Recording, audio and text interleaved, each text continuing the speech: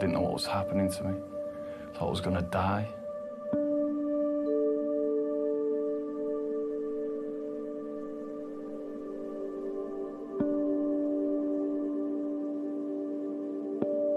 He kept saying to us, I have no idea what this is.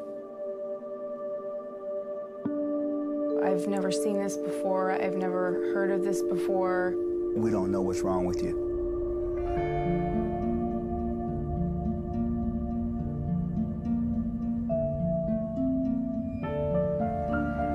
Dark and not seeing any light of recovery.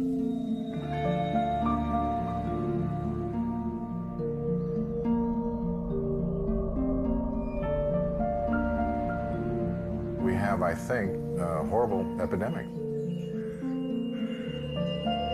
When enough people are sick, it's going to be who's answering for this, what did you know, when did you know it?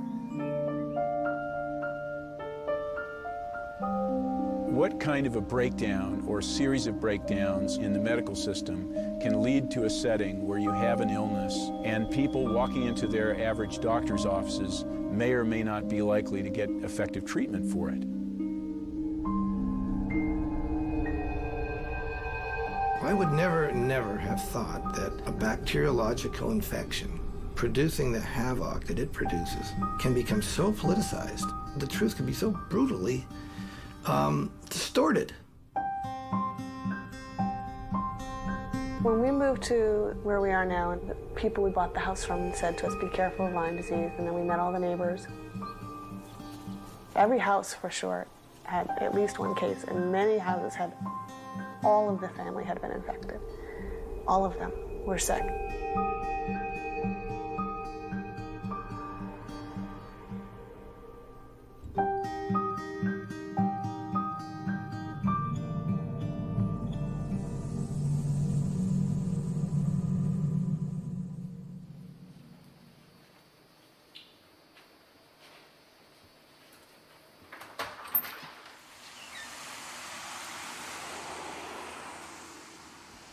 Are you able to stand up, honey?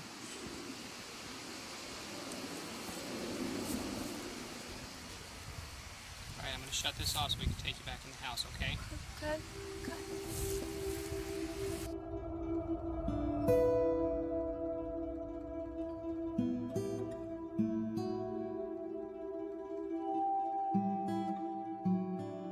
All the articles basically state that this really isn't that big of an epidemic and that it doesn't really do that much to your body, and that it's just a very easy, quick cure. A couple weeks of antibiotics and you're good to go. Obviously, those people haven't actually seen what it does. Pain, pain, pain. Relentless pain. No one would believe it. I said to my best friend, I said, look at me right now. Look at me. What do I look like? And he said, you look great. I said, you cannot imagine the pain in my body right now.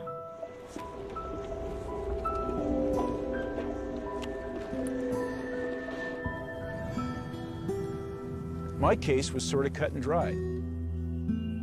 A, I was a park ranger. B, I knew exactly when I was bitten and I saved the tick and brought it to my doctor. C, I had a red rash. And D, I had a rather classic case of neurological Lyme disease with all the usual trimmings. But I brought all that to the doctors, and it took 5 doctors to figure it out. I don't think you're sick. I don't think there's anything wrong with you. Everybody's telling you it's in your head. You know it's not in your head. We don't think there's anything wrong with you. There is nothing wrong. We've done your labs. Your labs are fine. You're fine. There's no medicine for someone like you. You're an attractive girl, and obviously, you don't feel like you're getting enough attention.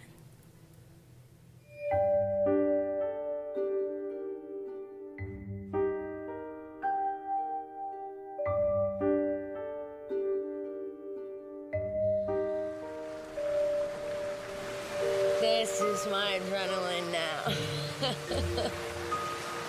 So if you want to see me get worse, I'll just do one length, not even a lap.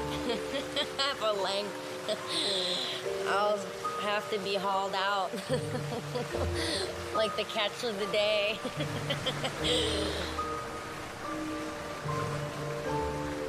She's become very, very good at hiding symptoms. It doesn't matter how bad she is. I mean, the girl cannot get out of bed, and her catchphrase is, "I'll do it myself." I can do it myself. That's right. I mean, she can do it. I can go grab something in 30 seconds, or she can take 4 hours to crawl across the house, and she will not let me go get it. I know what my bad days are like, and I do my best to try to prevent them. So to know that I could get worse, that's not something I'm looking forward to. The unknown is pretty scary.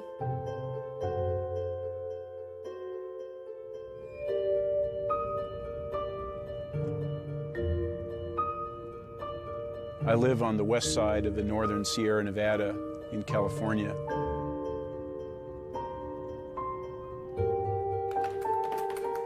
I'm a writer now. I was a park ranger for 21 years until I got Lyme disease and had to quit.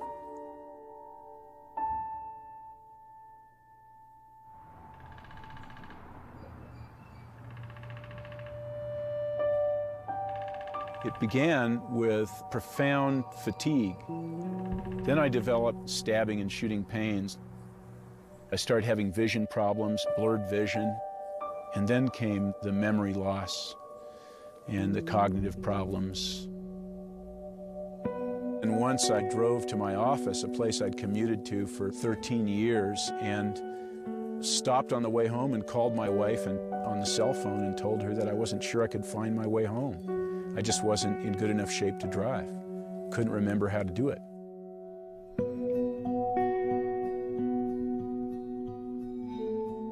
If I hadn't had any kids, I might have killed myself.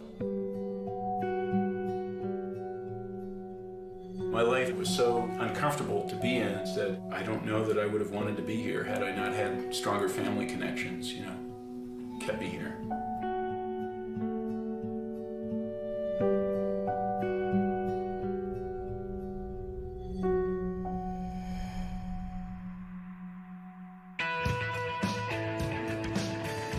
I'm an event producer for U2 shows on tour. I get to do the VIP parties for all the band's guests. I've loved this band since I was a kid. I mean, I had the freaking personalized license plate.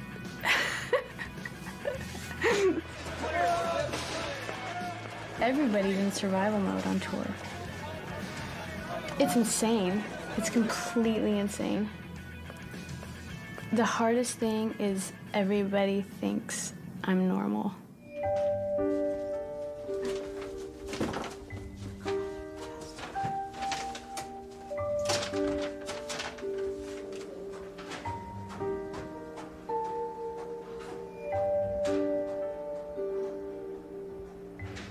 At home, I was in bed feeling just so sick and just searing pain.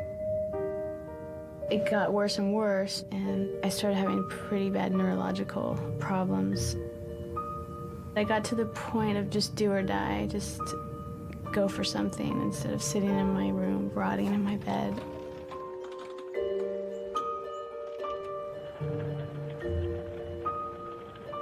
Over the last 12 years, I've been diagnosed off and on with lupus, Chronic fatigue syndrome, Crohn's disease, Fibromyalgia. Lupus, fibromyalgia, MS, fibromyalgia, rheumatoid arthritis. Doctors thought I had ADD. Chronic fatigue syndrome. Chronic fatigue syndrome. Parkinson's disease. syphilis, multiple sclerosis. MS to ALS to nothing. They were pulling anything out of their hat they could think of. Doctor after doctor after doctor after doctor after doctor, misdiagnosing her, putting her on some medication that didn't work. I just thought we were both nuts.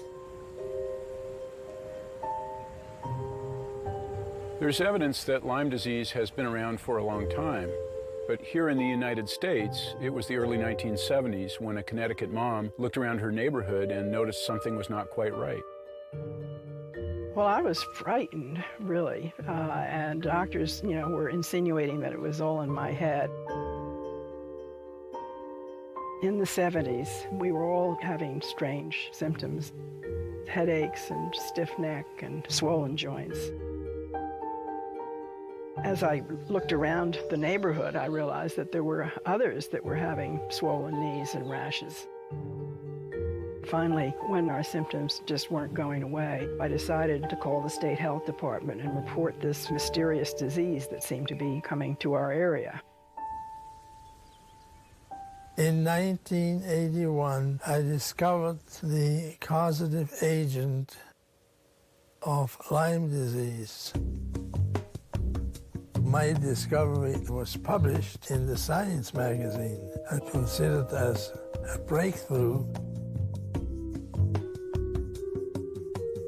We didn't know how to treat it. It was a newly described germ. It looked like syphilis under the microscope, but that's as far as we got. We also didn't have any idea how widespread it was, how much suffering it caused, and the controversies to come. Lyme disease is caused by bacteria, the Borrelia spirochete. It's spiral-shaped, so it can drill through tissue and get into just about any part of the body. The most common form of transmission is through the bite of several species of tick, commonly known as deer ticks. There's bacteria inside the tick, so when it bites you, it just starts sucking up your blood, like Dracula would do. While it's like sucking in the blood, the bacteria will be released, and then it just gets into the blood, and it gets into your heart, and then your brain, and then you have Lyme disease.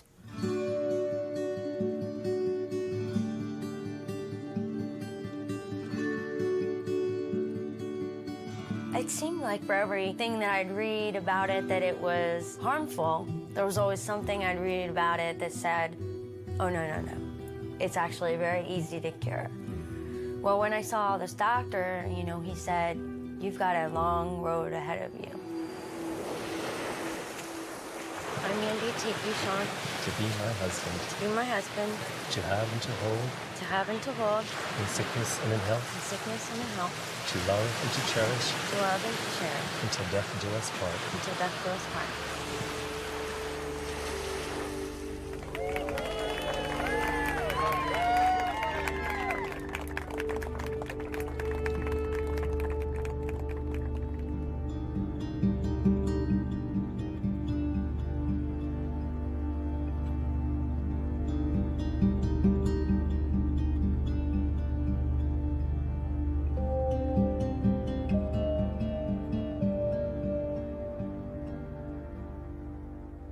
It's not the pair husband and wife that excites me. There's no difference in how I feel about her now and how I felt about her then. We'll see if he says that when I'm starting to get treatment. I'm all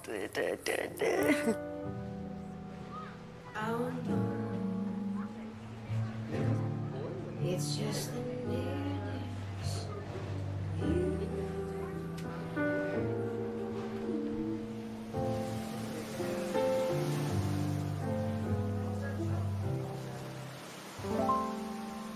I think like a lot of people who've had Lyme disease, I've been led to wonder why it's not being treated with the kind of seriousness that it deserves. This is not a rare disease. It's thought of as a rare disease, but in fact, there's nothing controversial about the fact that it's the most common vector-borne disease in America today. It is far, far more common and much more dangerous to the average American than West Nile virus is. The Centers for Disease Control report over 20,000 new cases each year. Yet because the reporting rate is so low and the disease so often overlooked, they admit that the actual number may be over 200,000, making Lyme more prevalent than AIDS.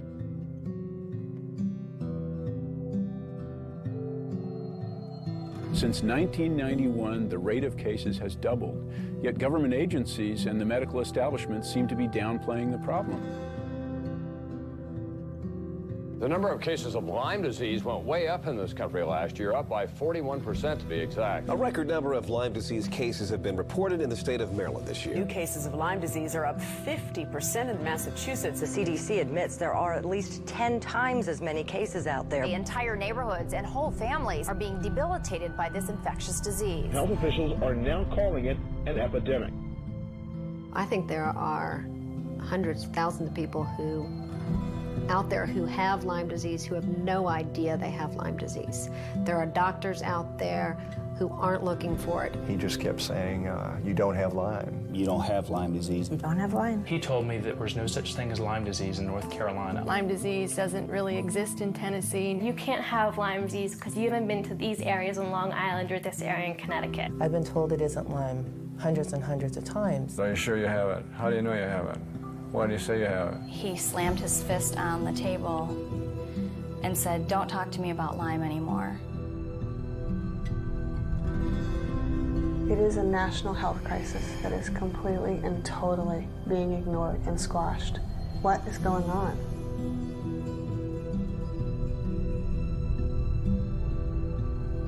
We have a major problem with this disease. We have a major problem finding out who's got it, treating them effectively and quickly. It's far more expensive to treat in late stages and less effective than it is early. And yet we don't respond early enough with many of the patients, and many of them get to late stage and they're sick for the rest of their lives.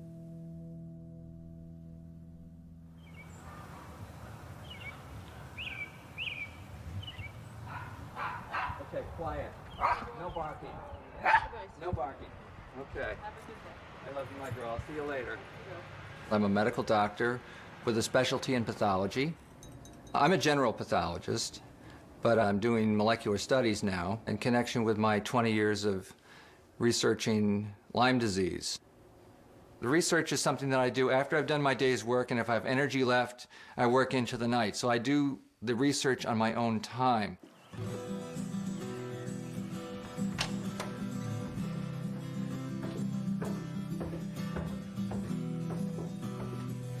Okay, hi, Travis.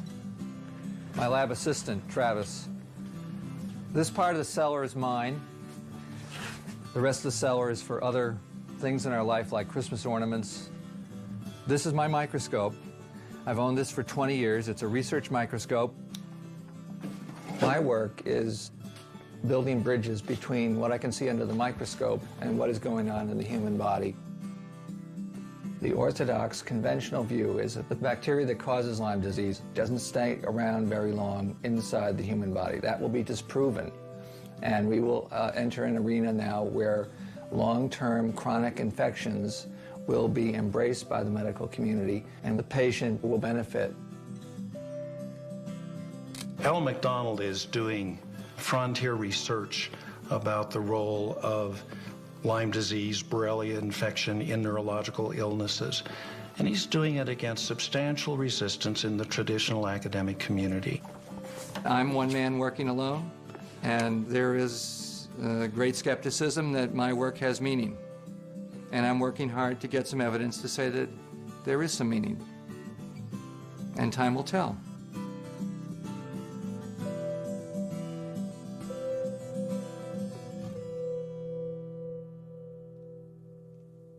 Two groups of doctors are pitted against each other over just about every aspect of Lyme disease, from the very definition of the illness to how it should be treated.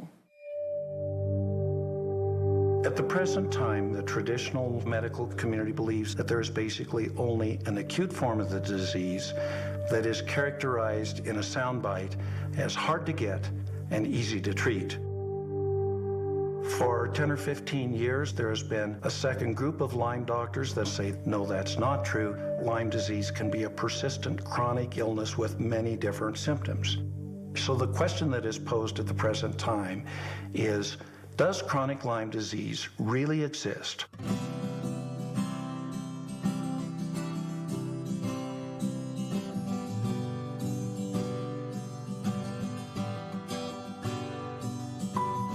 We are driving from Orlando up to North Carolina. It's a little over 500 miles, which is the closest spot that we have to Florida that actually has a clue about Lyme.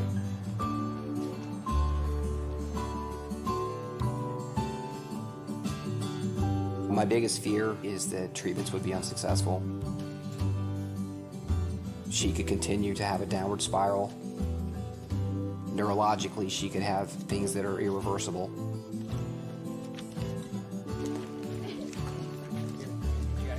Yeah. Hey. Hey, how you doing? Hi.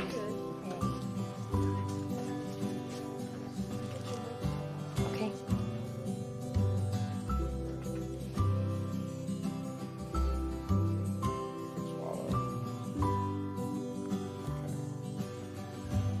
While we're optimistic that Mandy will steadily improve, I'm skeptical that it's going to be smooth sailing. She's so fragile, and her central nervous system is so irritable. It doesn't take a lot to set her off. We have to figure out what's the best way to treat you intermittently, to get you to the best place so that your immune system is more in charge. So that's a tricky business. He said, we're going to have to do 6 to 8 months of antibiotic therapy. We'll have to put a catheter in, to your superior vena cava, and then you're going to probably get worse. So I said, well, by worse, do you mean like emergency room worse? And he said, yeah. Let's just do one at a time. Let's do this one, and this is as needed, right?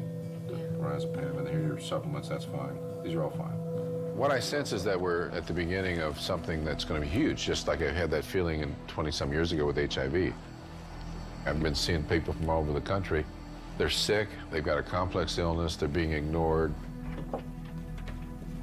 It's going to be an explosive area of medicine, and we're going to learn a lot about chronic illness. And I think that's going to help healthcare in general tremendously.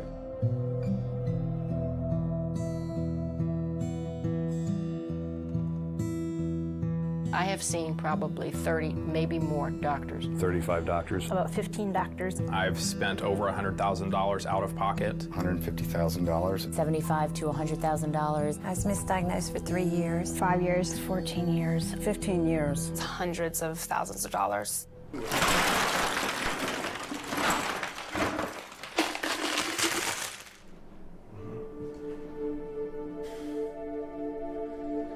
I'm guessing that my case, which could have been controlled with probably a single bottle of doxycycline, at the time I was bitten, probably would have cost something like $25 or $50 total, plus the doctor visit. As it is, I'm guessing that my case is now amounted to $75,000 to $100,000.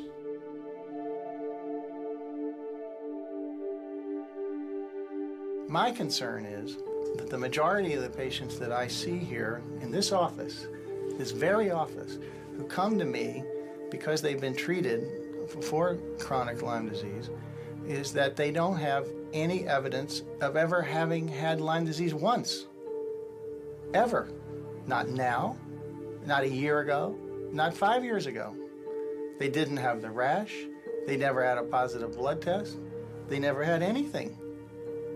You see, class, my Lyme disease turned out to be psychosomatic. Does that mean you're crazy? No, that means she was faking it. No, actually, it was a little of both. I was originally told at the very beginning that I had a very deep psychological problem. People called me a hypochondriac. They said I needed to see a psychiatrist. You need to see a psychiatrist. He told me, no, it's not Lyme.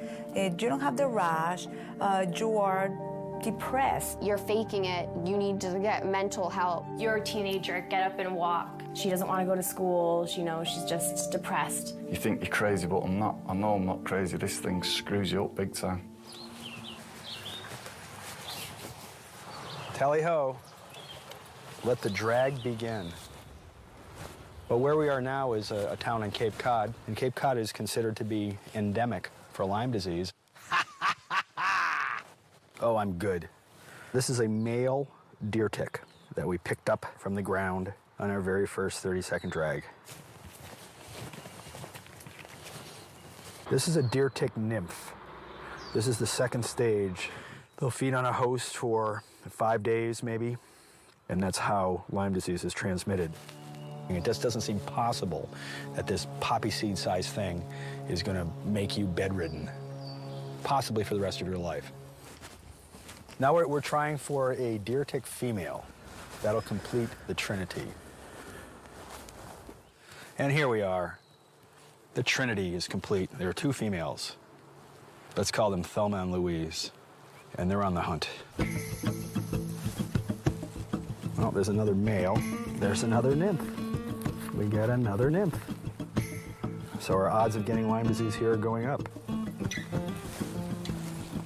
Despite years of education, the incidence of Lyme disease has been raised by 40% from last year. It's only going up. This is all tick habitat, everything we're driving by here. And Lyme is turning up in states where it's never been known. I mean, I grew up in this part of the world and we didn't have a problem with Lyme disease that we know about. I'm convinced that in the long run that what we're going to learn is that we're seeing a process of ecological change.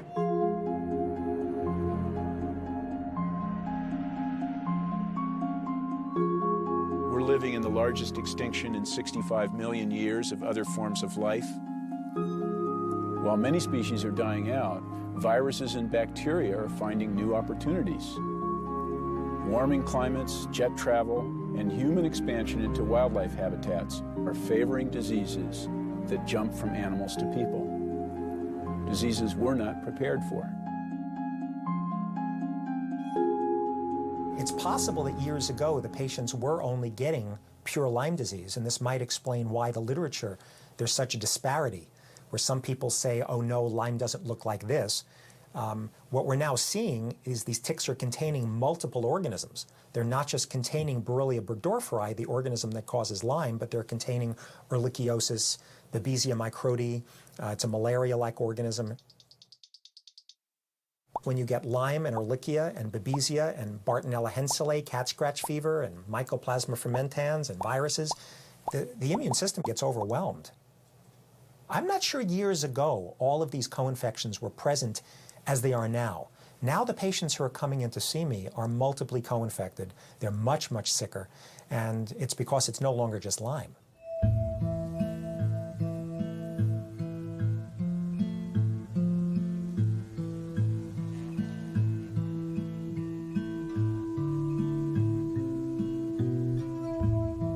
Ticks are very sensitive to dryness. Their bodies desiccate easily, and in dry weather they hide deep in mossy crevices on the barks of trees, or in the leaf litter, or in wood rat nests.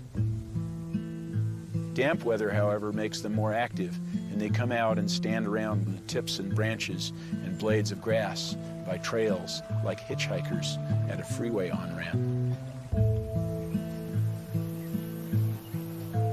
I want us to see clearly how things are really going with nature. We have not succeeded in developing any level of independence from it, nor, in fact, are our bodies in any way independent of it. We've always said, well, you know, sooner or later, some of the damage that we do to the earth can come back to people. But I think at some visceral level, we've expected we could evade it. And I think now maybe some of that bill is coming due, and we're beginning to see some ecological changes that are capable of invading people's bodies. A spirochete is a parasite, like a virus is a parasite. It has to adapt to different environments. So you could have a very virulent disease-producing organism. You could have one that likes to go to the joints and doesn't want to penetrate and cause injury in the brain. You could have one that goes to the skin. One of the hallmarks of the onset of untreated Lyme is a multi-system involvement. Different parts of the body, things changing and moving around.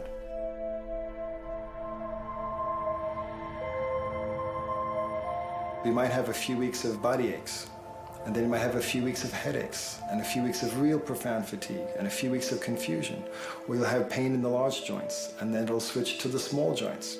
And then, you know, you're going to a neurologist, then you're going to a bone doctor, then you're going to a stomach specialist, then you're going to a counselor. And they get labeled as being crazy. Severe headaches. Cognitive problems. Fatigue, headaches. Cardiac arrhythmias. It hurts on my foot. My knees, my back. I'm tired. I hurt. Involuntary movements. Brain fog. I lost the use of my right arm. I became dyslexic. I had hallucinations. Blurred vision. Light sensitivity.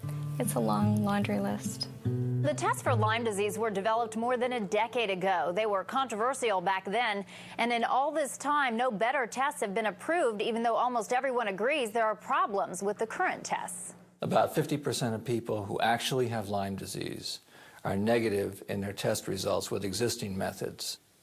If you're unlucky and you have real disease, but you test negative, your disease is still real and you still require treatment.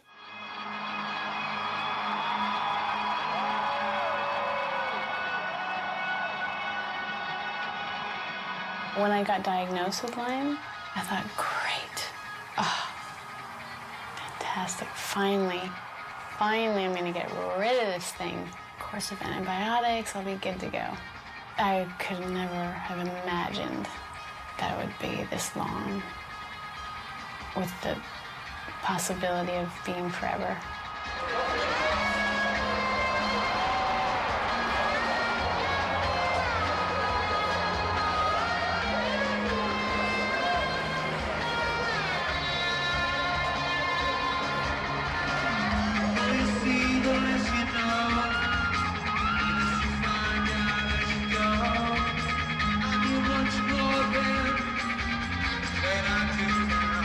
Go for Dana.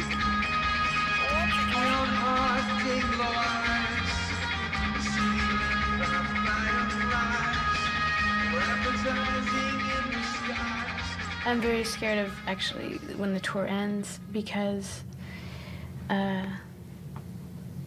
feel like my body will collapse. I'm a little afraid. You know, I'm definitely going on adrenaline, and the pain's getting worse and worse, and I'm getting, you know, more twitchy neurological things. This is a brilliant distraction.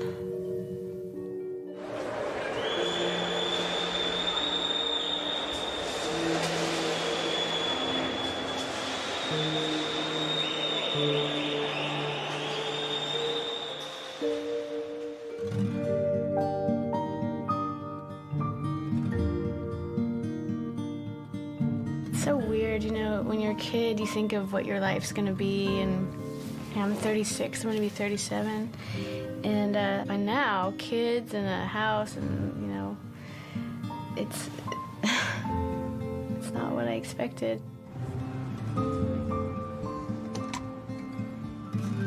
Lyme pushes you to the point of, what do you want? What are you living for? It's not enough just to be alive. I mean,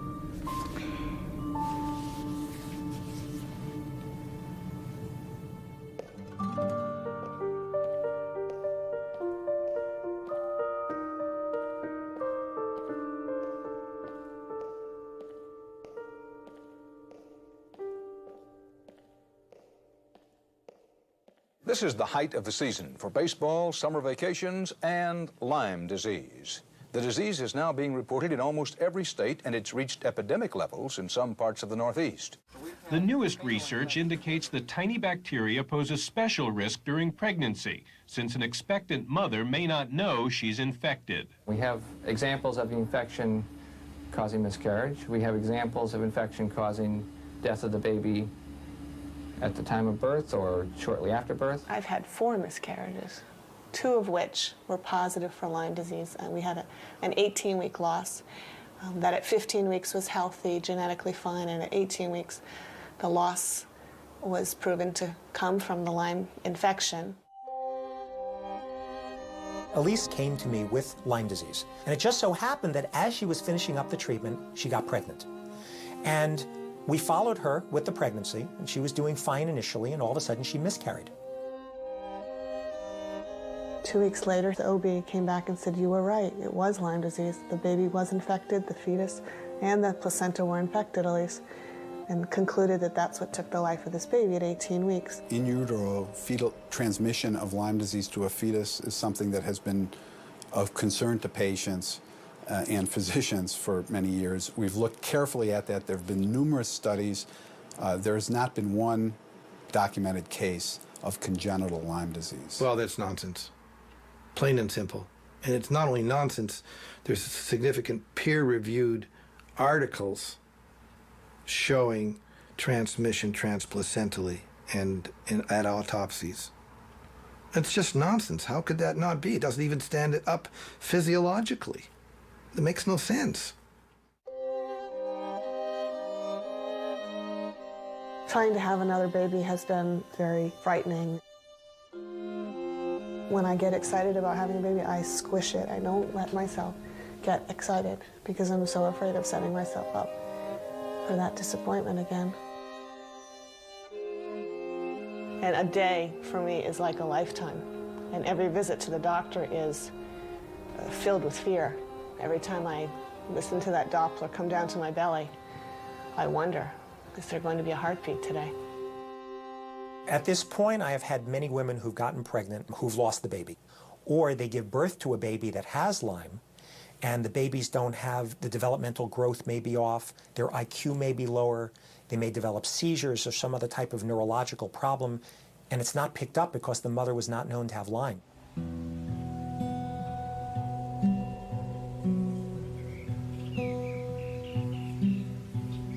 You can't imagine this. How could you? You just can't.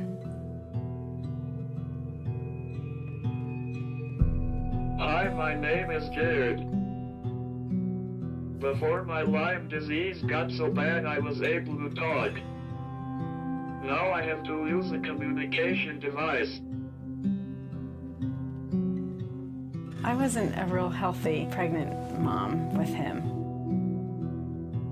Well, in retrospect, I realized that I was sick. I had Lyme disease, and I did not realize that that's what was going on. I knew something wasn't right from the time he was born. I knew it. I kept getting poo-pooed by the doctors. They said, just let him be and it'll all work out. And it didn't work out.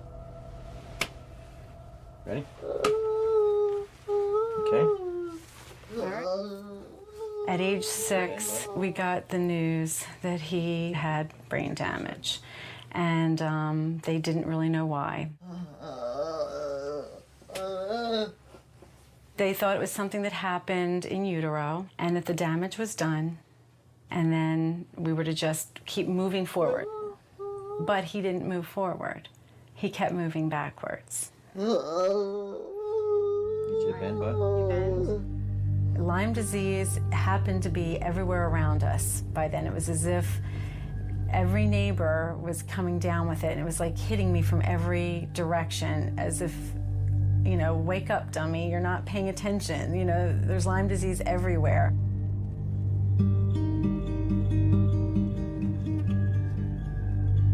There's a gentleman who lives right up on the hill up here, and his previous wife passed away. She had Lyme disease, and now he's remarried, and his new wife has Lyme disease. This man here was very ill from Lyme disease. In the house over here to your right, those people had it, and same with the lady that lives here. She has it. I put a lot of faith in the doctors. I believe them. I want to just shake them and say, how many more kids are you going to let go untreated because you're not recognizing what's happening here? I've never seen a child who's had late-stage neurologic Lyme disease. We just don't see late neurologic disease in children.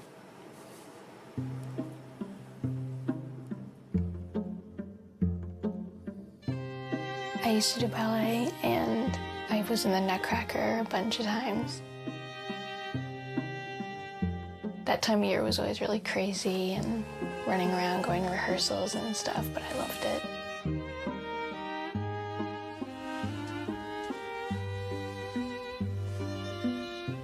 Her ankle was bothering her. Then her right knee blew up, and they tapped into it, and they found that she had late-stage Lyme, and it was in her brain.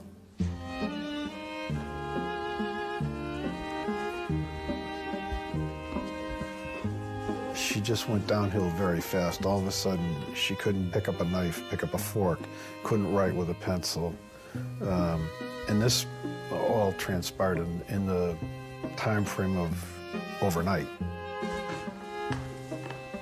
They insisted that she's making it up and that she was going to have to go on psychiatric medication if she didn't stop it.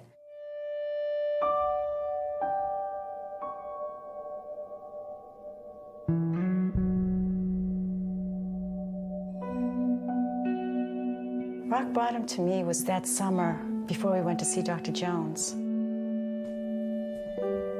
She couldn't hold her head up. She couldn't sit up. She couldn't talk anymore. And not knowing if they were going to keep her on the medication, because they kept saying to me, no, only 28 days. And I said, well, I'm going to Connecticut, and I'm going to see this other doctor. And them fighting me and saying, well, he's controversial. And something in me just kept saying, no, you're going. The thing that gives me most joy in treating the children with Lyme disease is seeing them get well and cured. I don't consider it a job. I consider it to be more or less like a calling than anything. My practice consists of over 9,000 children from every state in America, from South America, from almost every province in Canada, and from every continent abroad. The practice is growing at the rate of 5 to 10 new encounters per day. They have very complex, serious illnesses. However, it's nice to see them get well.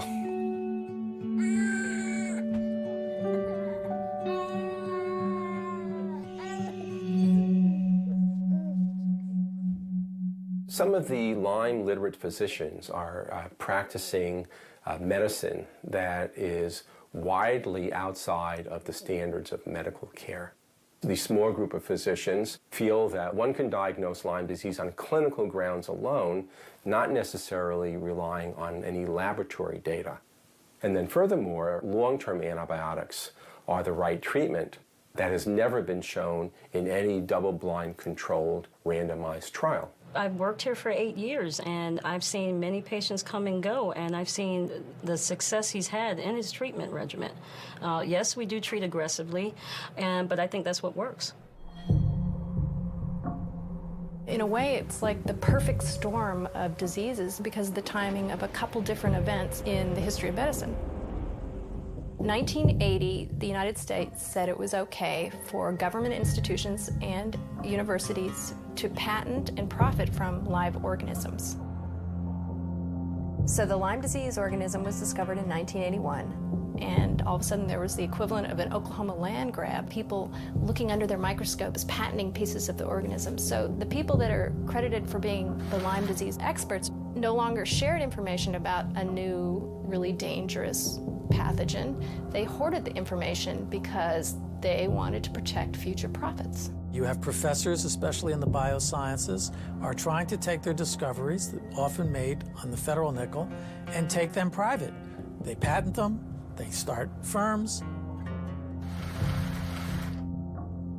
What's commercializable is driving the research agenda in too many cases, not what's medically necessary and what's medically useful. The other thing that happened was the rise of managed care. Insurance companies and HMOs realized that if they can get researchers in universities to define diseases and write guidelines for diseases a certain way, then they could help manage the escalating medical costs. And really what this means is the people who previously protected public health, so like the CDC, the Centers for Disease Control, and the NIH, and universities who didn't have any commercial interests, all of a sudden they were partners with Big Pharma, and their motivations completely changed. We no longer had oversight and checks and balances in our scientific system in the U.S. It was rife with conflicts, and just now, 20 years later, we're beginning to see what happens when you have unchecked conflicts in medical care.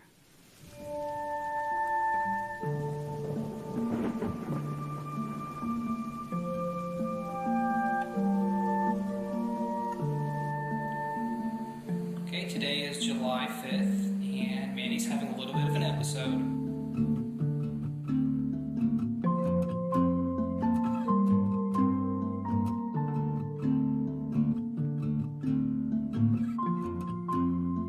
It's a feeling of being trapped within your own body.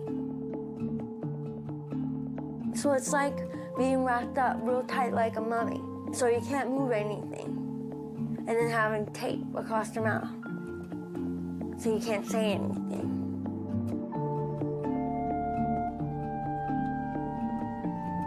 But reality is, you gotta kill them. You gotta kill the little bugs because they're taking over.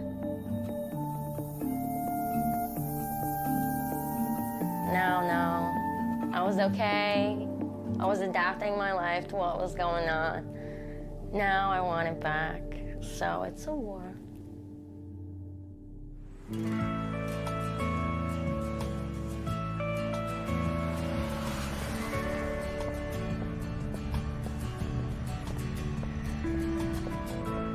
It got so bad after the tour because I really did some damage. Wasn't willing to admit it to myself or anyone. I'm in Seattle, Washington to see Dr. Klinghardt, one of the foremost specialists on Lyme disease. This is great. I feel horrible. It's perfect. He's the one that I respect the most. He's the one that I trust. I've purposely not let myself fall into the whole trap of doctor after doctor and treatment after treatment because I'm waiting for the right one. You guys ready? Come back, guys. This guy.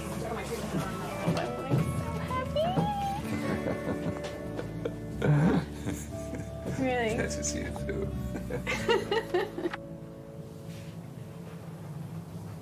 So talk to me first. Give me all the information I need to be a better doctor to you. So how do I explain 7 years of...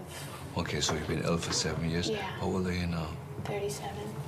What have you done in terms of treatment? When I found out, I started antibiotics. I did 6 months and I was so ill. And I just didn't see it as an answer. Lyme disease is one of the many microbes that has entered our system. And I feel as a physician that things are getting to a degree that's serious. We're watching other mammals die out and kind of think, well, I'm glad it's not me. However, as our environment becomes increasingly polluted, so do our bodies. And then will grow the bugs in us that are not compatible with human life anymore. So you have a tremendous amount of inflammation in the gut. The Lyme disease leads to a suppression of the immune system, and then you grow these things in you that we're always exposed to. So I'm just going to first do just a few neurological tests on you. So you have a little bit borderline Babinski reflex. There's an upper motor neuron sign. It means you're sort of that significant levels of toxicity in spinal cord or brain, which is a way for me to stage how close you are to possibly developing like a more serious thing like MS. You know, older people often get Parkinson's after they've had undiagnosed Lyme, you know, or Alzheimer's. Younger people tend to, especially women, tend to get MS. That really struck me today, how much I've been in denial of this illness. I mean, and I've been feeling really twitchy and just shaky, a lot of neurological stuff that it's like I can't deny it anymore. It's becoming very visible, so I think I'm just in time. Yeah, there's a warning sign. This is not a mild situation. You're sort of like, you have to do, within the next few months, you have to resolve the issues that you can resolve. Yeah? You have to promise that to me. I'm ready. Yeah? Yeah. It feels like just emergency. It's just a panic in my body that I've learned to just walk around with. Yeah, this is Dana. I am moving into 314. I finally feel like I can let go of it and give it to somebody else to take. There's someone to take my hand and get me through it. I really felt like that today. I can't believe I moved to Seattle. This is so crazy.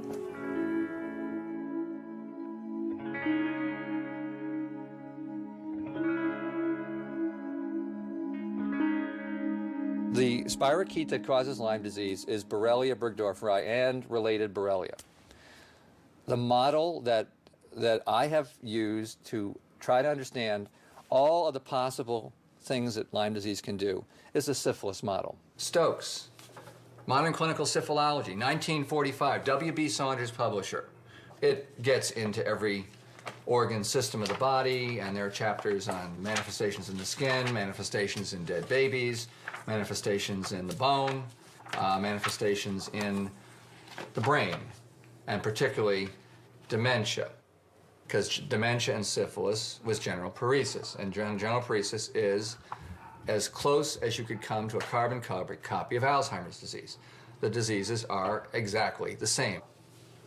If a spirochete, syphilis, could cause dementia, why couldn't the Borrelia spirochete, over a long, long, long period of time, cause Alzheimer's disease?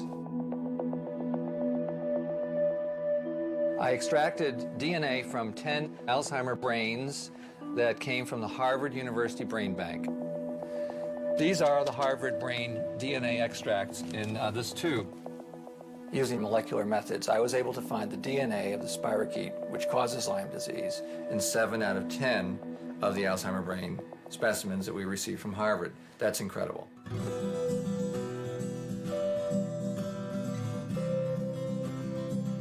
The results of the experiment could not have been predicted in anybody's imagination when 7 Alzheimer brains gave me essentially the same thing, which is part spirochetal, part human, linked up in one molecule. I about fell off my chair.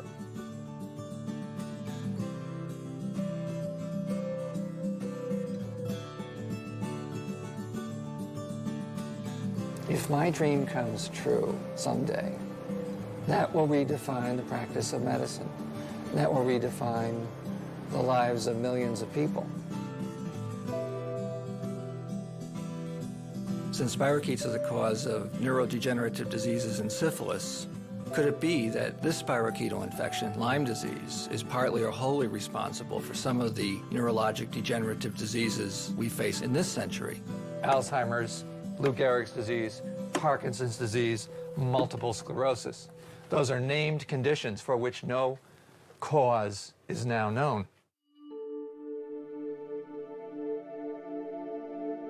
We never had, in the last 5 years, a single MS patient, a single ALS patient, a single Parkinson's patient who did not test positive for Borrelia burgdorferi. Not a single one.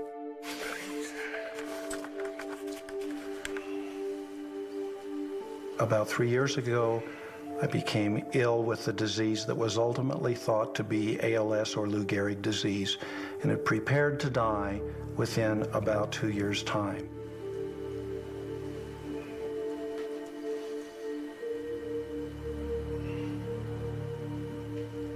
My neurologist tells me that I was progressing so rapidly that without the diagnosis of Lyme disease and antibiotics, I would have continued to decline, losing strength, eventually becoming bedbound, eventually unable to talk or swallow or breathe, and would have died in a matter of a couple of years, just like anybody else with ALS. So I was started on high doses of intravenous antibiotics, only to see what would happen with no guarantees. To our amazement, within a month, my energy improved, so instead of being exhausted in an hour, I could be up and about and active for 4 or 5 hours. We're now 2 years out, and I find that if I go off of the antibiotics, I lose stamina and I'm not yet back to my full self. But the change is absolutely dramatic.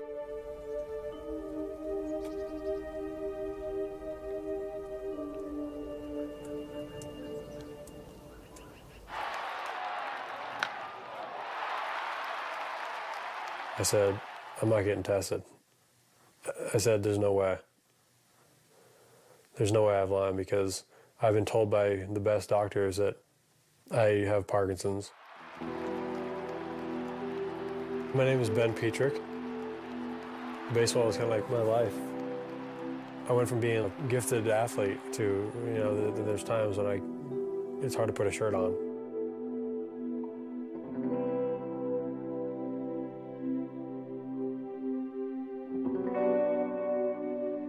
I've been out of the game now for almost 2 years.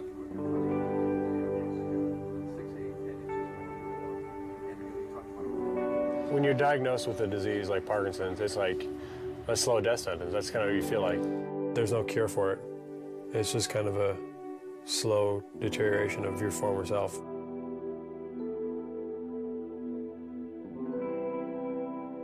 Recently, in the past month, I've been tested for Lyme disease, and a test came back positive, and so I've gone and seen Dr. Martz in Colorado Springs.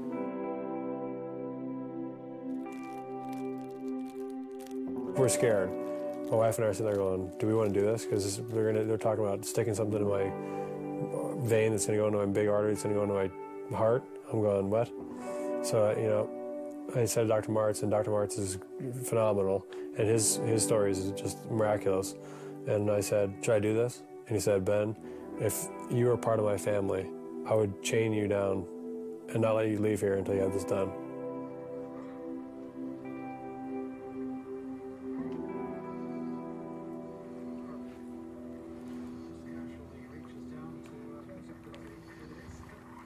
Six months into the Lyme treatment, it's without a doubt better. I mean, there's no question in my mind. But I feel like I'm getting back to being myself compared to what I have been in the past. I think it's night and day.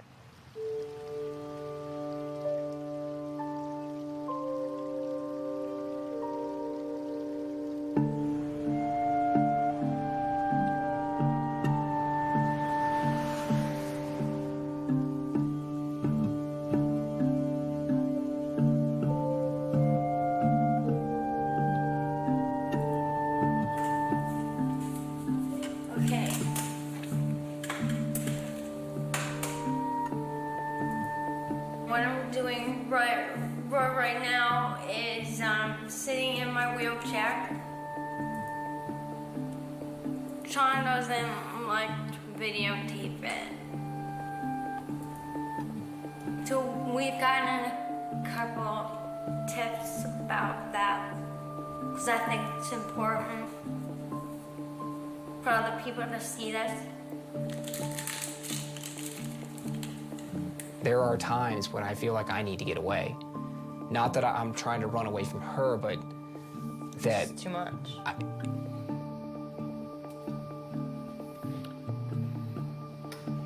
Sometimes I need to go and do the things that I used to do before this started just to feel like, okay, that life is still there.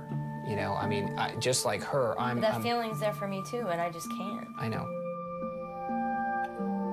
We were told it was going to be a long road. That doesn't mean that I don't worry about it driving a wedge. It doesn't mean that I don't think that maybe at some point Sean might change his mind.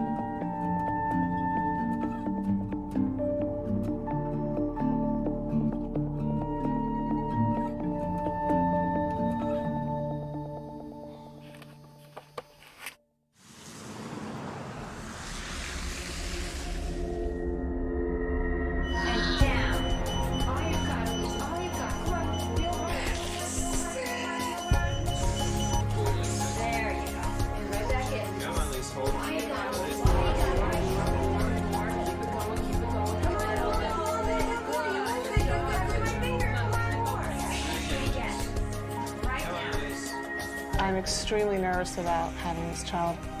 All of the tests that we have to do, the fear that he'll come out and he won't be able to breathe, or there'll be something that's happened from the Lyme infection that we don't know about. It is very, very scary.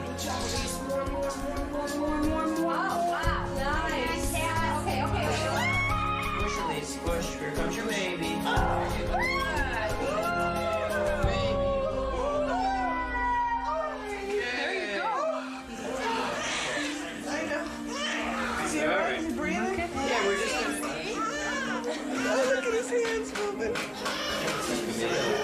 Sent us sample. Here.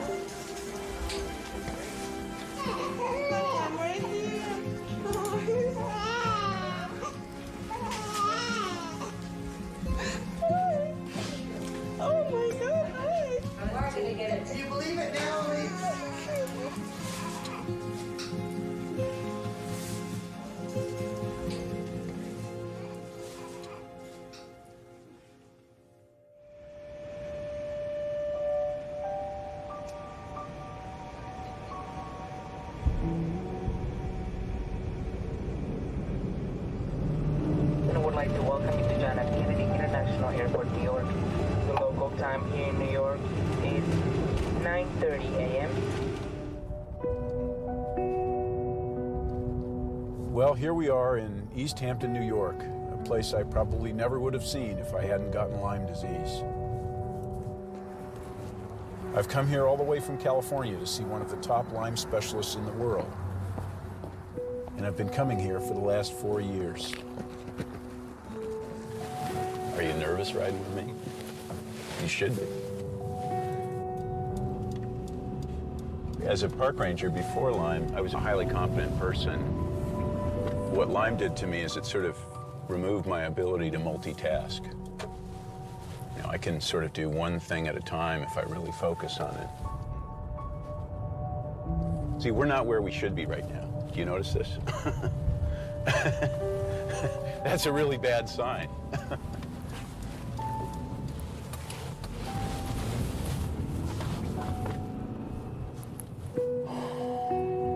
It's frustrating, you know.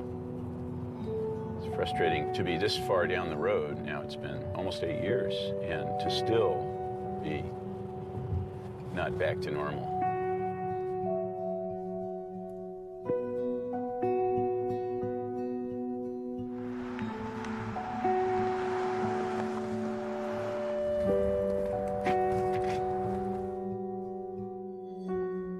When did you start the combination therapy? Last year, right? Yeah, I've been on it for a year. Are you still improving or have you hit a plateau? You know, the truth is, I've hit a plateau. How much antibiotic is enough? How many symptoms that are still present reflect an active ongoing infection versus just damage that's going to be there forever? And we have different things we can do. One thing is you can be objectively retested.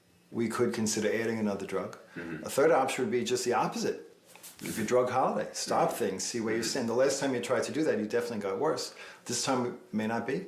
We've seen that a certain subgroup of patients, and it's not a small subgroup, it's a lot of them, do need ongoing open-ended maintenance antibiotic therapy. Somehow the spirochete can learn to live within the body and not be killed. It can hide from the immune system, it can hide from the antibiotics, and both at the same time. And there are patients who sometimes are on open-ended years of therapy because of this very problem. We have not been able to demonstrate the persistence of the bacteria. So to treat for months and months is really based on guesswork, on conjecture, and not based on any scientific data. If I had not been able to find doctors who would soak me in antibiotics for years, you wouldn't be talking to the guy that you're talking to right now. The folk myth is somehow that antibiotics are bad for you. I just have to say they're certainly not bad for you if you've got a fatal infection.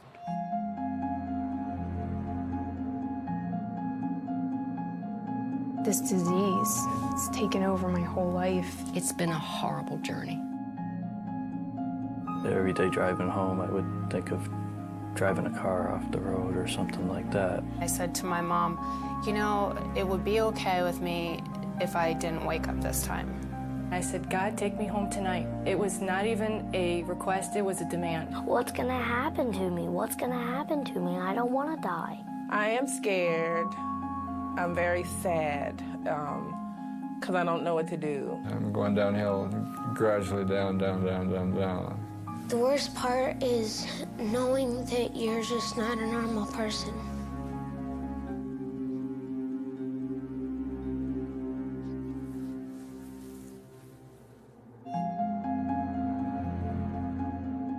Chronic Lyme disease. It's kind of the disease du jour. There's no evidence that I can find to support the concept that there is a chronic Borrelia infection after treatment. That kind of situation has been referred to as post-Lyme syndrome or post-Lyme symptoms. Those symptoms may be due to the aches and pains of kind of daily living.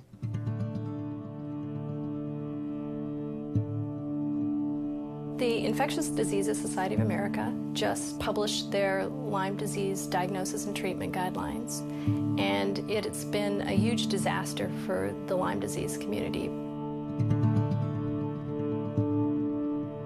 They say that Lyme is easy to treat and easy to cure. They're saying that 2 weeks typically will cure most cases of Lyme. And they say that chronic Lyme doesn't exist. If people have symptoms beyond 1 2 to 4 week dose of antibiotics, they have something else, and they send them to a psychiatrist or give them some pain meds or some steroids and send them away. If you look at the new IDSA guidelines, it's a very threatening document. It's very restrictive. So it almost was designed with a purpose in mind to restrict the treatment of Lyme. A handful of people are pretty much the gatekeepers for information about this disease. Out of 400 references that they posted at the back of the guidelines, half of them were based on articles that the panelists or people in their labs had actually written. So it's not like they went through and looked at the whole body of Lyme research to come up with the best recommendations. They looked at a small group of articles, about half of which were written by themselves. These guidelines are based on the best scientific evidence that from more than 25 years of study. It completely ignores a worldwide body of literature that is in contradiction to what they're saying. We're not going to ignore good science, but the science isn't there. We had begun deliberations, and we were going to go over the late and chronic stage. We never got to discuss late and chronic Lyme disease.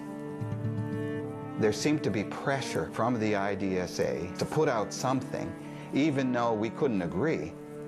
So what happened was, Dr. Wormser did take over the chairmanship on the guidelines for Lyme disease, and we never met again. We just said, here are the guidelines, and you can sign them and agree or not. They're written in almost legalese terms, like this can be a document used in court cases, maybe against physicians, or maybe for insurance companies to justify cutting off treatment to their patients, because these are the guidelines. Really, those guidelines reflected the idea of 1 or 2 people, but they've been misused by insurance companies who don't want to pay for treatments because that particular guideline says we don't know if chronic Lyme disease exists.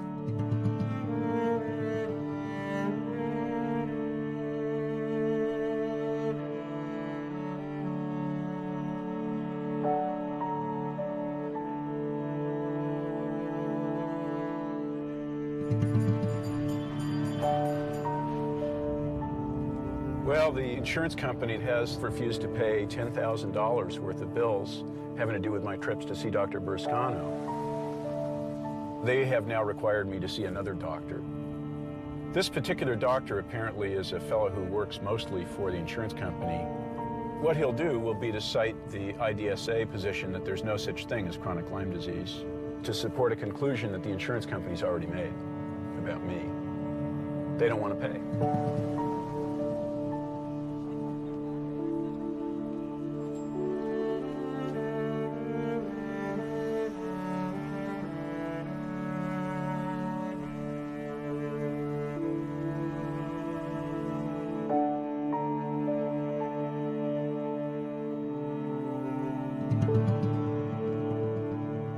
Rather than make the assumption that 2 to 4 weeks of antibiotics is enough, where did anybody get that idea from in infectious disease?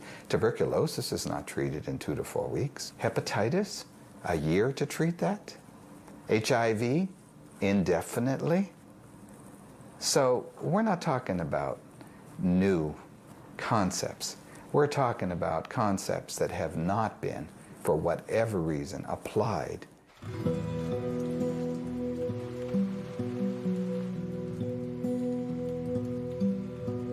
This doctor's controversial diagnosis and treatment of Lyme disease with powerful intravenous drugs could very well cost him his medical license.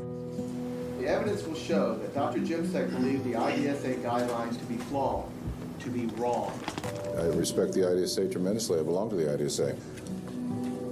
The Lyme philosophy is run by about 12 people who have been doing the same 12 people for the last 15 years, and they haven't really changed anything.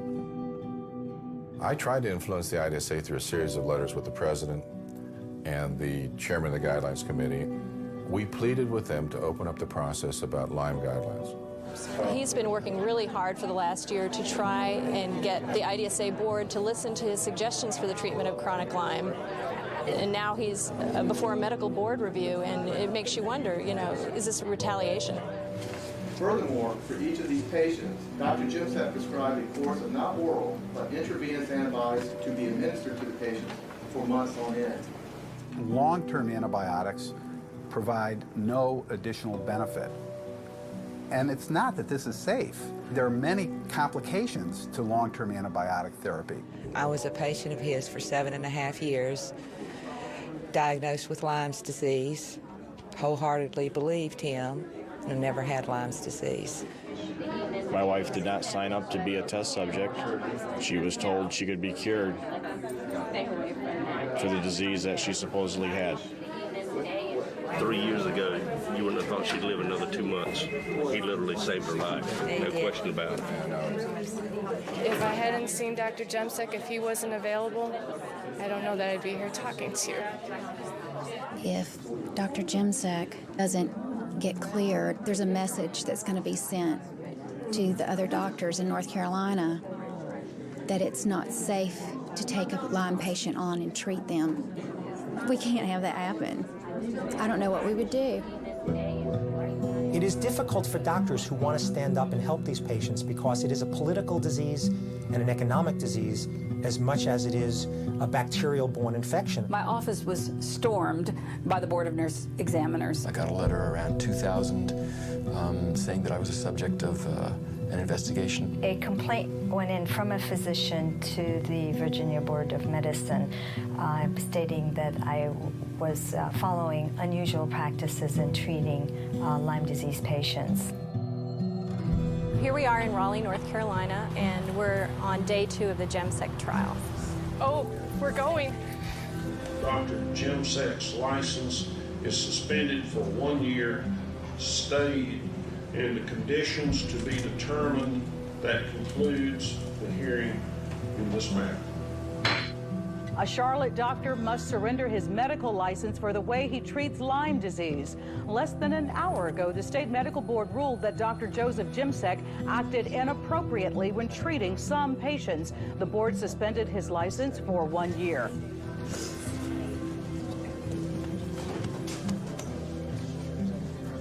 I thank you all. Thank you. Thank you. Thank you.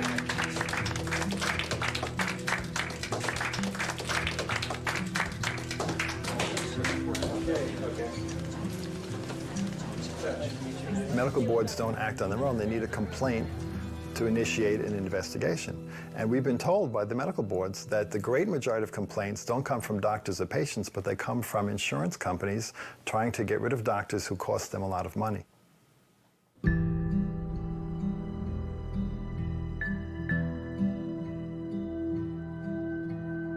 There has been for many years a controversy within the medical community about how best to diagnose and treat Lyme disease. We allege that Dr. Jones prescribed an antibiotic to a patient he did not know and had never examined. As a mom, my kids were sick. I left no stone unturned. I finally found somebody that recognized what their problem might be. It was treated, in my opinion, appropriately, and my kids are better now because of it. This whole thing is kind of ridiculous, I think. It was really nothing more than a witch hunt on behalf of my ex-husband. He called me and he said he was going to lodge a complaint against every doctor that I took the children to unless I agreed not to bill him for half of the medical care. How could my dad have done this? He used to go, "You don't have Lyme disease. Dr. Jones is just making it up so he can get money." And I thought, you know what? No, he isn't, because I was always sick. And then when he told me and my brother and my family that we had Lyme disease and we got treated for Lyme disease, we got so much better. Did you testify contrary to Dr. Jones's opinion in a criminal case in the last several years? Yes. Did you ever call him a nut in public?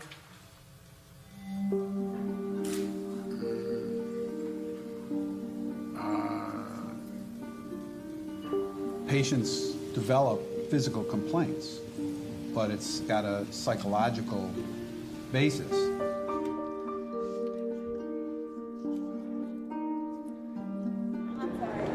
Dr. Jones is the best pediatric Lyme doctor in the United States. So the implications for me is that if my son's Lyme comes back, or if we contract it again, then you'll be taking away the one person that can truly help us. What kind of response would you get if this was a kid with cancer? Everybody and their mother would say that this is inhumane. Dr. Jones is not the heart of the problem. I think the opposition, they're going to use him as an example if they can, perhaps to frighten other doctors so that they won't want to get involved in care. I was reviewed by the investigators for 4 years. As long as I'm not too well known, it's okay to do what I do, but if I would become very well known or very outspoken, I think that I would probably lose my medical license. It got to the point where I would tell people, don't tell the office you're coming in because of Lyme. Just leave us alone. Let's do our work. If you don't want to treat that stuff, that's fine. But you can't make it go away. It's not going away. Dear Lord and Heavenly Father, thank you for this meal and help it nourish our bodies and help us advance your kingdom. And just let the truth prevail from it, Dr. Jones, and help him help others. In Jesus' name, Christ, amen.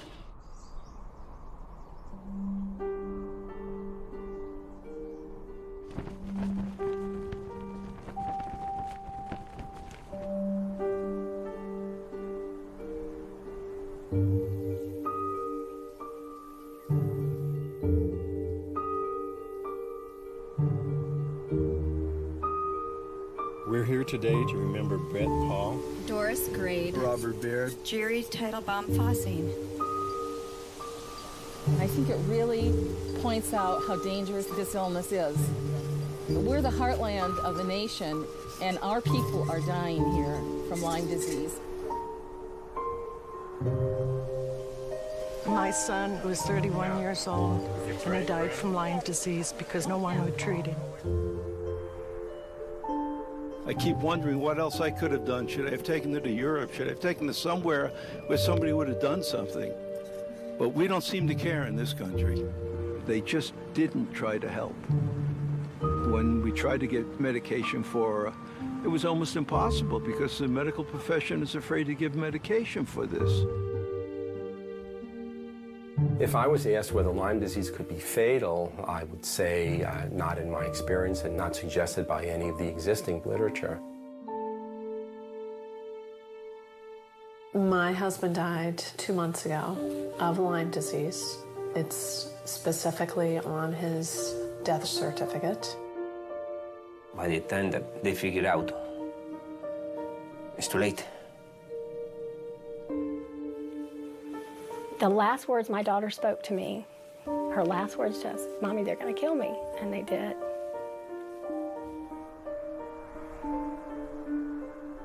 I am one of the many that will speak for her now. She shouldn't have had to die. I'm angry at the fact that there's nobody there to help me. I'm angry at the fact that this disease is being ignored. I'm angry at the fact that there's a Hippocratic oath out there that these doctors are supposed to heal me, and they ignored me. And they put a price on my life which was nothing. Nobody was there to help me. And instead, they blamed it on me by saying it was all in my head.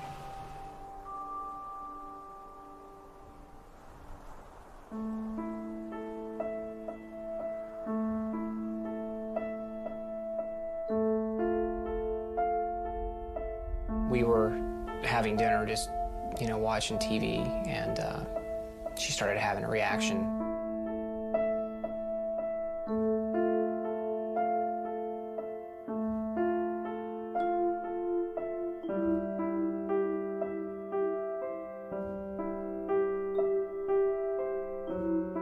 It was a mild seizure at first, and it progressively got worse.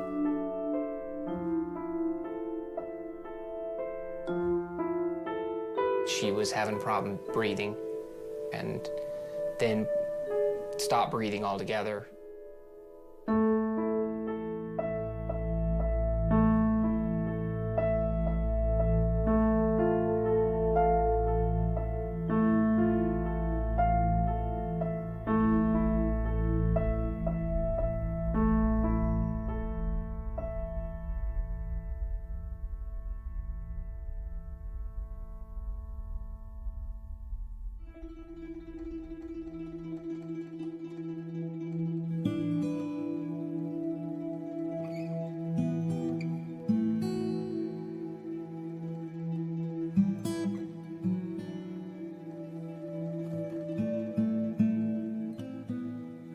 The first doctor that we met with, first statement was, Lyme doesn't do this, that's not what you have.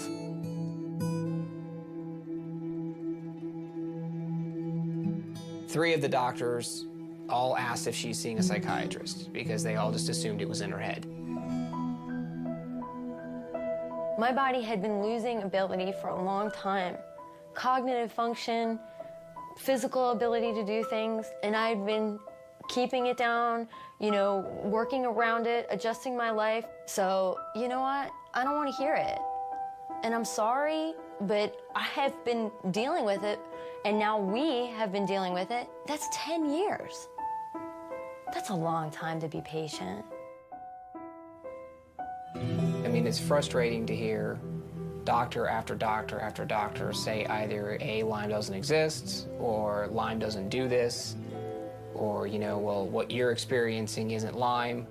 It's almost like they've been trained or programmed that this is what they're supposed to say.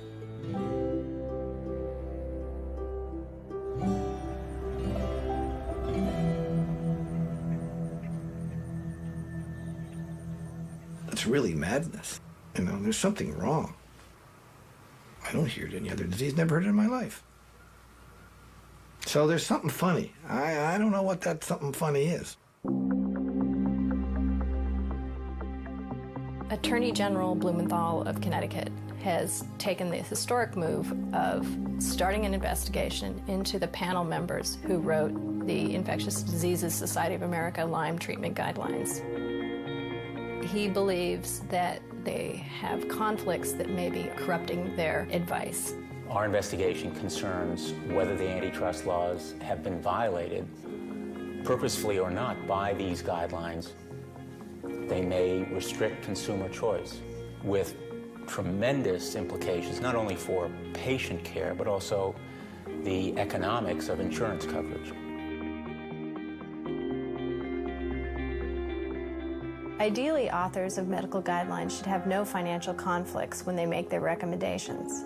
But if you look at the current IDSA guidelines authors, 6 of 14 of them or their universities hold patents associated with Lyme disease or its co-infections. 4 of the 14 have received funding from Lyme or co-infection test kit manufacturers. 4 have been paid by insurance companies to write Lyme policy guidelines or serve as consultants in legal cases. And 9 of the 14 authors or their universities have received money from Lyme disease vaccine manufacturers. The fact that 9 out of 14 authors have a direct conflict of interest with somebody who's involved in manufacturing products for any aspect of the disease is completely outrageous. The Infectious Disease Society of America should establish a hard and fast rule that the people who serve on guideline writing committees not have any ties to any manufacturer that has a stake in the outcome of those guidelines. Period. End of story.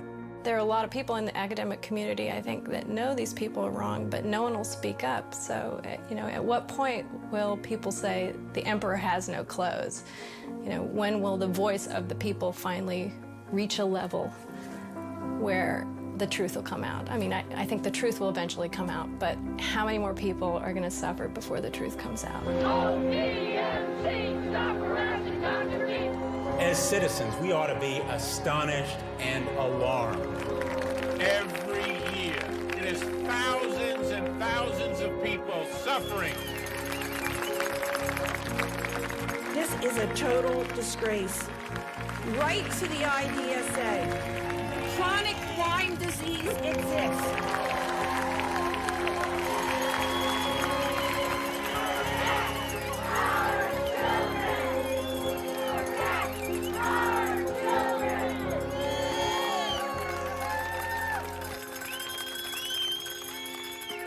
Good afternoon, everybody. Continuing hearings on the case of Dr. Charles Jones. He had their records, which did not confirm the history that the mother had given.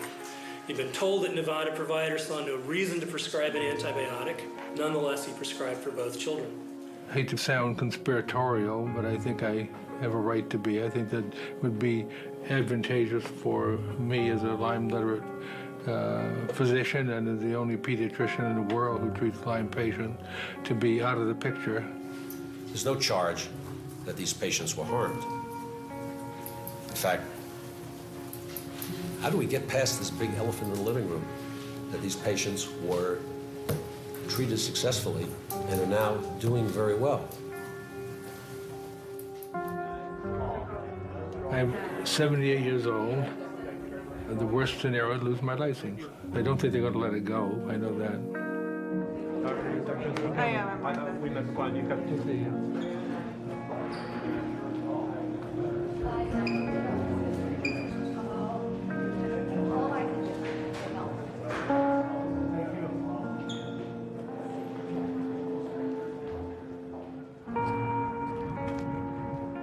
We all love Dr. Jones. He's like a father to me. If they succeed in taking his license away, I just don't feel that he's gonna feel like he needs to be here anymore. And that's very sad to me.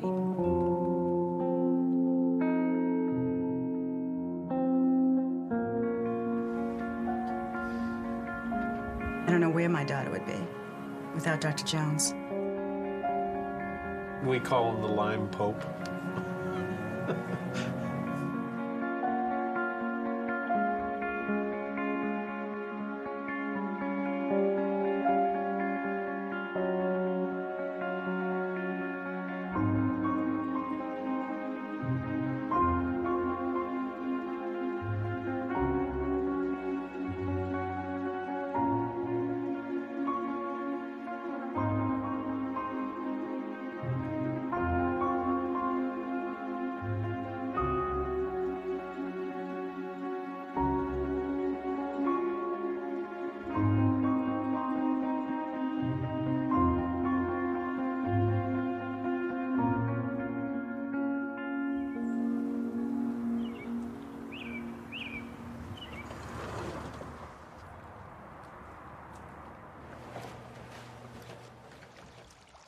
I was probably the 30th individual who had been called before a medical board for treating persistent Lyme disease.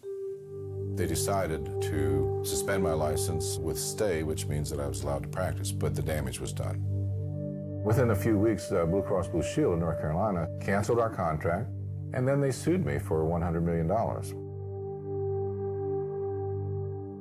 Financially, I've lost essentially everything. I've lost my clinic. I've sold the building. In a couple of months, I'll be closing the practice.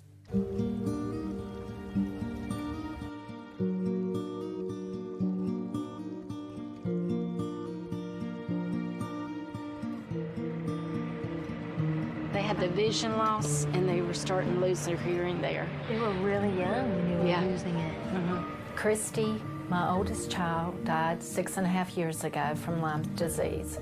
She was 19 years old. Courtney is 25 years old. Can you say doctor? Say doctor. Doctor.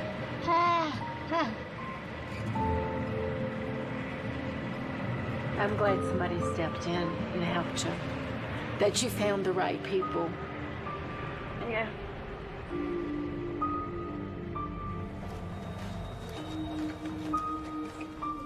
Hey, sweet.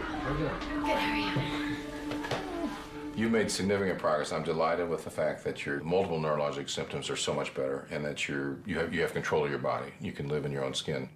From someone who came unable to swallow and you know, an altered bedridden, altered sense of smell and uncontrolled tremors and seizures and couldn't stand up and gosh. I'm looking good. You're looking good.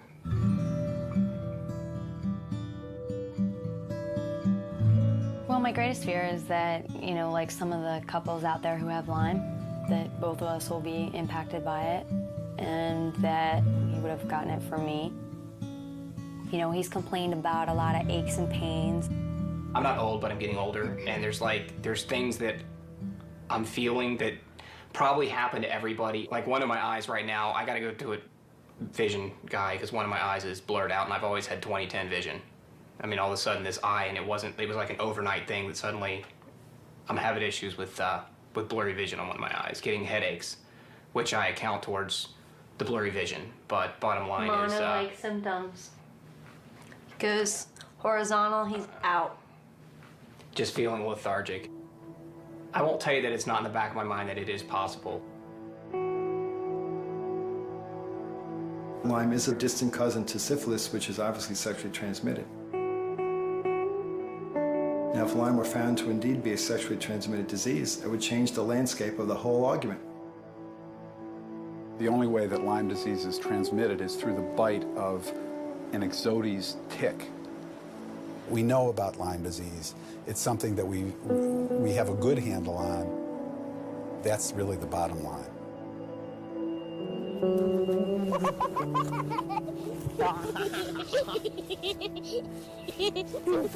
Jared is a very happy baby. He just wakes up happy, laughs all day, giggles.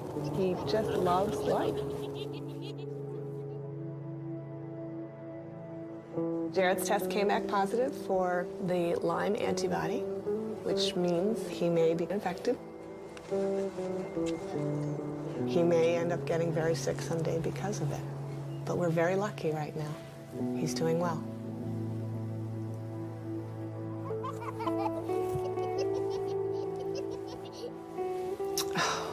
I don't want to say that.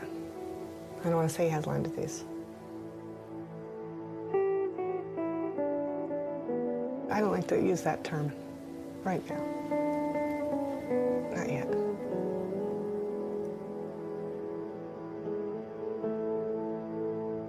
The controversy in Lyme disease is a shameful affair because the whole thing is politically tainted. Money goes to people that have, for the past 30 years, produced the same thing. Nothing.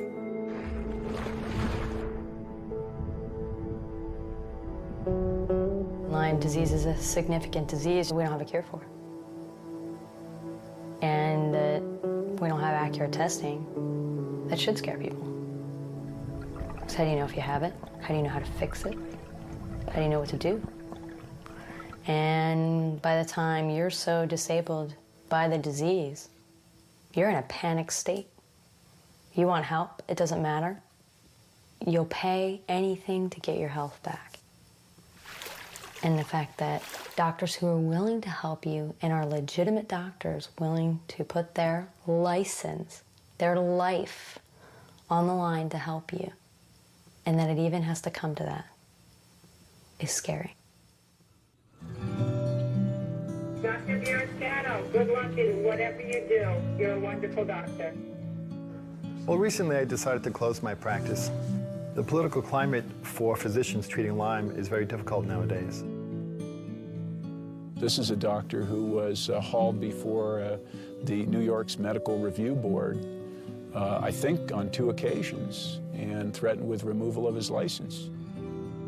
You know, I look at these charts and I think of the people who've gone blind. They've lost their hearing. They are in wheelchairs. I mean, it's terrible. And especially because so many of them, it could have been prevented if they were properly treated in the beginning. That's what kills me. Man, it was such a waste. Look at all this. Such a waste of people's lives, of money, resources, time. And all it takes is knowledge.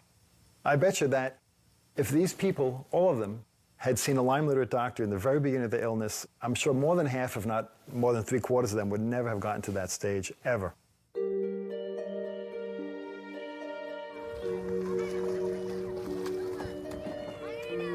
Lyme can go in so many directions. There's the people that are hit really hard, that are actually crippled and handicapped and very visibly ill. And then there's people like myself that, you know, are invisibly ill, like the walking dead. Now there is a possibility of getting my body back. I'm feeling the best I've felt probably in years. I feel like my brain is back. I have more energy. You know, I feel much clearer. This is the first bit of hope I've had. Real hope, and for this whole time. It's almost like I started building a bridge to the other side, and I'm kind of was going that way. And now I'm looking back like, oh, I'm gonna go walk back into my body and start again. It's daunting.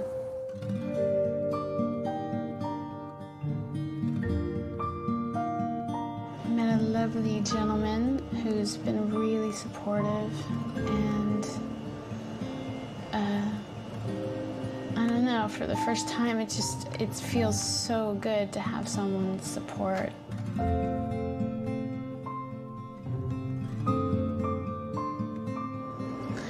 I don't have to go it alone anymore.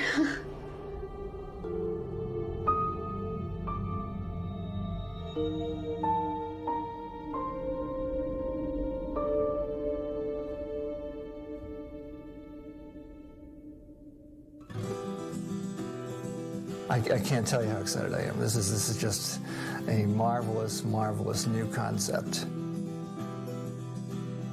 Up until this point, we had the hunch that the bug had to be hiding somewhere in the body in a form which we couldn't really put our fingers on and we couldn't really find with a microscope. One night as I was looking at the culture of Borrelia, I saw a large colony of organisms protected by a gel-like substance. And as I was reviewing the pictures, it became clear that this was very reminiscent of what they call a biofilm. The idea of a Borrelia biofilm is very, very powerful because the biofilm explains in that one word why some cases of Lyme disease are chronic, why they're hard to treat, and why after antibiotic treatment they may relapse. Because biofilms are by definition chronic, difficult to treat, and capable of relapse.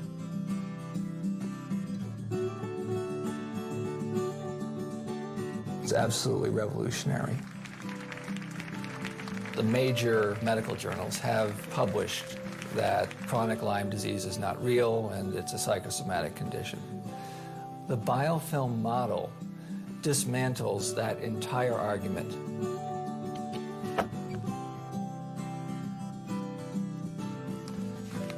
The patients were right all along. It's a great opportunity to say, aha, they were right. And they were right. They were right.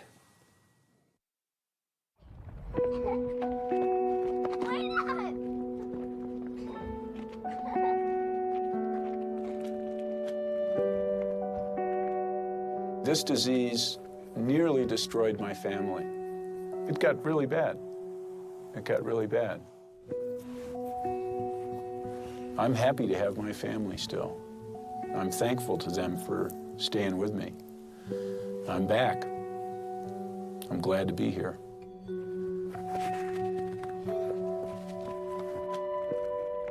If I'd stopped treatment after even the first year, I never would have made it anywhere close to where I am now.